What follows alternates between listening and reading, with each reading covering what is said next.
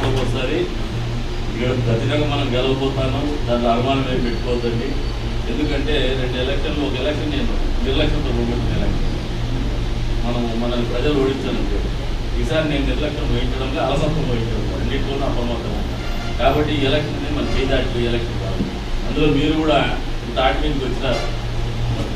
Backward communities కానీ, బలిత సోదరులు కానీ అందరూ తాటి మీదకి వచ్చినారు. ఇటువంటి పోలరైజేషన్ గడిచిన 20 సంవత్సరాలు నేను రాజకీయాల్లో పార్టిసిపేట్ తర్వాత పోటీ చేసేటువంటి పరిస్థితి. ఇప్పుడు చిన్నప్పుడు 94లో చూసినాం. ఆ రోజు లీడర్ని చూడాలి, కేవలం ఒక ఇష్యూని తీసుకొని రాజకీయం జరిగేది ఢిల్లీలో. దాని ఫలితం 56,000 మెజార్టీ. ఆ రోజు ఒక ఇష్యూ నాయకుని జొన్నా సూర్యనారాయణ ఇంకోటి చూడాలి.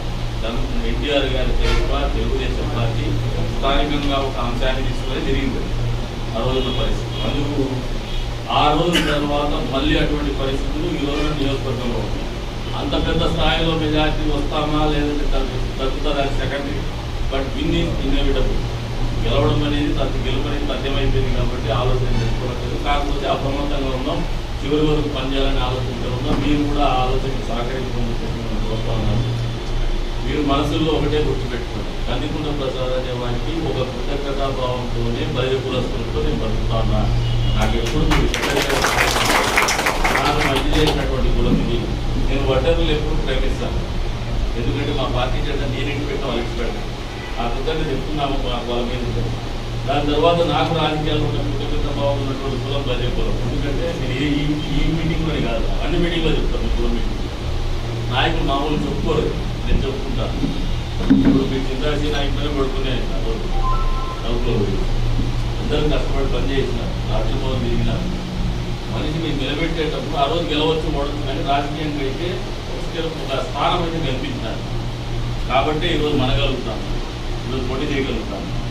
ఆ రోజు మీరు ఆ పరిస్థితి చేయకపోతే ఈరోజు నాకు స్థానం వచ్చేది కాదని ఆలోచన ఎక్కువగా నిరంతరం నాకు ఉంది. కాబట్టి మీరు అన్నదా భావించండి. నాకు ఎప్పుడు కూడా మీకు ఏడు కాదు, కానీ మీకు ఏదన్నా చెడ్డ జరిగితేనో లేదంటే మీరు ఎలా చూడని ఆలోచన నాకు నేనే ఇన్ఫాక్ట్ నాగేంద్ర చెప్తా ఉంటాను. మీ వాళ్ళు ఎప్పుడు కింగ్ మేకర్స్ ఎత్తన్నది కానీ కింగ్స్ కావడం లేదు. ఇంకా అలవాటు ఫ్రంట్ లైన్ కాలేదు. ఆ లీడర్షిప్ పార్టీస్ డెవలప్ కావాలి, పర్ఫామ్ చేసేటువంటి పర్సన్. మీరు ఎప్పుడు కూడా కింగ్ మేకర్స్ గెలిపించిన దాంట్లో మీరు అయితే పనిచేసిన దాంట్లో నేను ఇంకా 60 సదనంలో మాట్లాడాను. 60 సంవత్సరాలు చేసి సదనంలో నాకు మాట్లాడిన రోజు చెప్పారు. ఈ ఆంధ్రప్రదేశ్ రాష్ట్రంలో నేను గమనించి సేవా తత్పరత ఉన్నటువంటి కులం ఏదైనా ఉంది, హిందూ ధర్మాన్ని ఆచరించే కులం ఏదైనా ఉందంటే అది ఆర్యవైశ్య కులం మొదటిగా. దాంతోపాటు బ్రాహ్మణులు ఎప్పుడు వాళ్ళు చేస్తుంటారు. కానీ ఇదే సేవా తత్పరత, ఇదే హిందూ ధర్మాన్ని కాపాడేటువంటి కులం కూడా బలి కులం మీకు ఈక్వల్గా చేస్తుంటారని చెప్పుకోవచ్చు. మీకు ఉన్నటువంటి బ్యూటీ, మీకు ఉన్నటువంటి నెగిటివ్ ఏమంటే ఫ్రంట్ లైన్లో వేసి ఓన్ తీసుకొని రిస్క్ తీసుకొని ఆ సస్టైన్ అవ్వదు, వీళ్ళు అవుతారు. చిన్న సమస్యకి వీళ్ళు అవుతారు. దట్ ఇప్పుడు అర్థం ఉంది. నేను చూస్తాను అలాగే లీడర్షిప్ క్వాలిటీస్ చాలామందికి ఆ క్వాలిటీస్ లేవు, మొగల్లో కూడా చూడాలి. అదే రకంగా ఇంకొక ఆమె ఇస్తే ఆమె మాకు చెప్తున్నా అని చెప్పేసి మాకు సర్పంచ్గా ఏమైనా ఎక్స్ట్రాడినరీ లీడర్షిప్ ఉన్నాయి. వాళ్ళు ఏమైనా ఎన్నికల్లో పోటీ చేస్తున్నట్టు కూడా ఎన్డీఏ అభ్యర్థిగా ఆహ్వానించి శ్రీవంతుగా మాకు భద్రతల వల్ల మాతో పాటు నడవాలనే ఆలోచనలో భాగంగా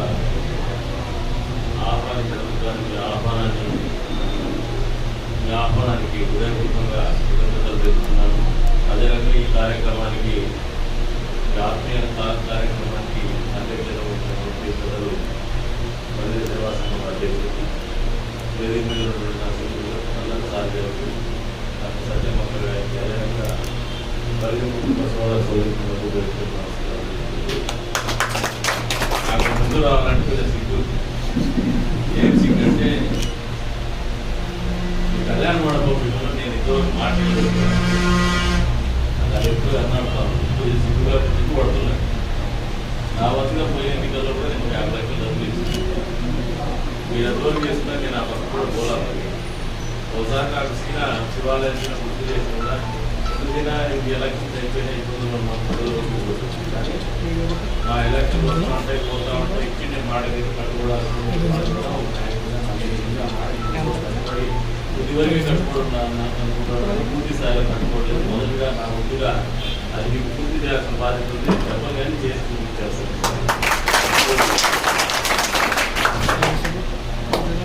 ఈ కులానికి నాకు ఏదో అయితే రాజకీయంగా అయితే ఒక సంబంధం ఉంది. మొదట్లో ఇండిపెండెంట్ పదే పదే చెప్తా ఉంటారు. నన్ను పిలుచుకొని చేసి పట్టుకొని 2 రూపాయలు ఖర్చు పెట్టి అన్నం పెట్టి ఎలక్షన్ చేసుకున్నాను. ఆ రోజు నుంచి ఈ రోజు వరకు కూడా నాకు ఆమె పాపం మాకు ఆమెకు పరిచయం కూడా తక్కువ. ఈ మధ్య కాలం నేను చూస్తాను. ఎండలో తిరుగుతాడు పాపం ఆ ముందు ఖర్చు మండేశ్వరం తిరుగుతాడు. అదేవిధంగా నరసింహ సార్ ఉంటాడు.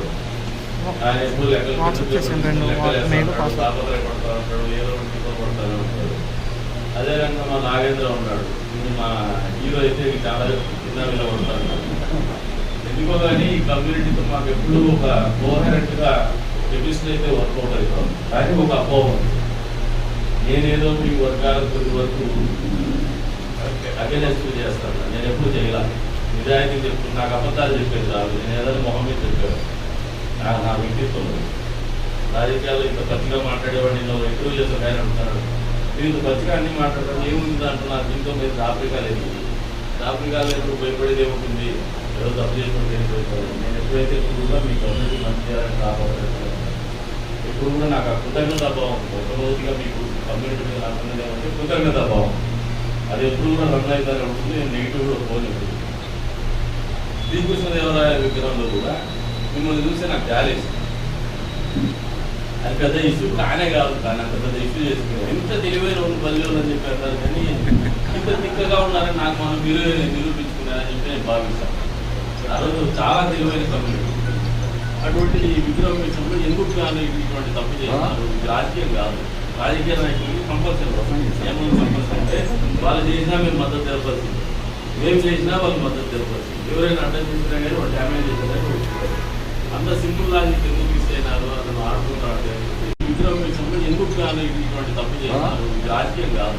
రాజకీయ నాయకులకి కంపల్సరీ ఏమన్నా కంపల్సరీ అంటే వాళ్ళు చేసినా మేము మద్దతు తెలపాల్సింది. మేము చేసినా వాళ్ళు మద్దతు తెలపాల్సింది. ఎవరైనా అడ్డం చేసినా కానీ వాళ్ళు డ్యామేజ్ చేసేదాన్ని అంత సింపుల్ లాజిక్ ఎందుకు మిస్ అయినారు. అతను ఆడుకుంటాడు అని చెప్పేసి ఒక ఆలోచన. అంటే అందరు రాజకీయ నాయకులు ఒక రంగు ఉండాలి. సింపుల్ కాబట్టి వేరే రంగు ఆలోచించాలి. మనం అనుకూలం కాబట్టి వేరే రంగు ఆలోచించాలి. కొంత రాజకీయంగా దానికి మీరు నన్ను అడగాలని అవసరం లేదు. నేను పూలే విగ్రహం విషయంలో చెప్తాను. జరిగినట్టు పూలే విగ్రహానికి నన్ను బీసీ సంఘంలో వచ్చేసి అంబాపతి ముందు ఒక అమౌంట్ పెట్టుకున్నాను. కాన్సెప్ట్ విగ్రహం పెట్టాను. అమౌంట్ పెట్టాడు. తదుపరి వాళ్ళంతా వాళ్ళే నేను చెప్పిన అమౌంట్ నాకు చెప్పిన అమౌంట్ పెద్ద అమౌంట్.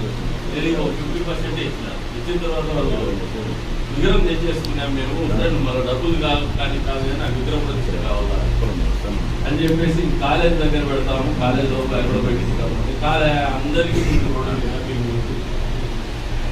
జ్యోతిరావు పూలేకి స్థలం ఉండదా ఎక్కడో మంచి చోట పెట్టండి అని చెప్పిన.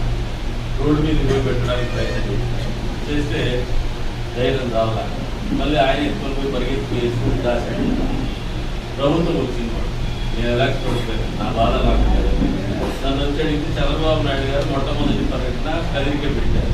ఆయన ముఖ్యమంత్రి అయితే జ్యోతిరావు పూలే విగ్రహాన్ని ఎవడో పోయి ఆ రోడ్లో పెట్టుకోవాలి.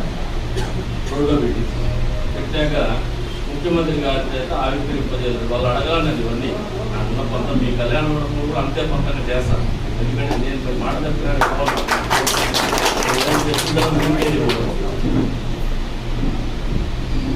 జ్యోతిరావు విగ్రహం ఆడ పెట్టిన తర్వాత ముఖ్యమంత్రి పర్యటనలో ఆయన విగ్రహం ఆవిష్కరించేటువంటి కార్యక్రమం పెట్టి నాకు ఆయన సెక్రటరీ గారు కూడా చేశారు. సుప్రీంకోర్టు వేయలేకుండా ప్రసాద్ గారు దాన్ని ఎట్లా చేస్తారో అదొకటి మీరు తప్పించేసేయండి చేయలేదు ముఖ్యమంత్రి గారు. ఆయన ముఖ్యమంత్రి గారు చేస్తేనే కనీసం ఎవరు అవసరం లేదు. పోయేసి దాని గ్లాస్ ఉడిపించేసి తీసుకుపోయేసి ఫస్ట్ ఆయనతో చేసి అది మొండికి చేసి ఈ విషయంలో కూడా చెప్తాను. కాదు అడగాలని అవసరం కాదు. మళ్ళీ ఇన్ని రకాలుగా మాకు కానీ సమాజానికి కానీ కమ్యూనిటీ చిన్న కోరిక ఏదైనా కోరితే చేయాల్సినటువంటి బాధ్యత రాజకీయాల్లో ఉన్నటువంటి మాకు ఇప్పుడు నిరంతరం ఉంటుంది.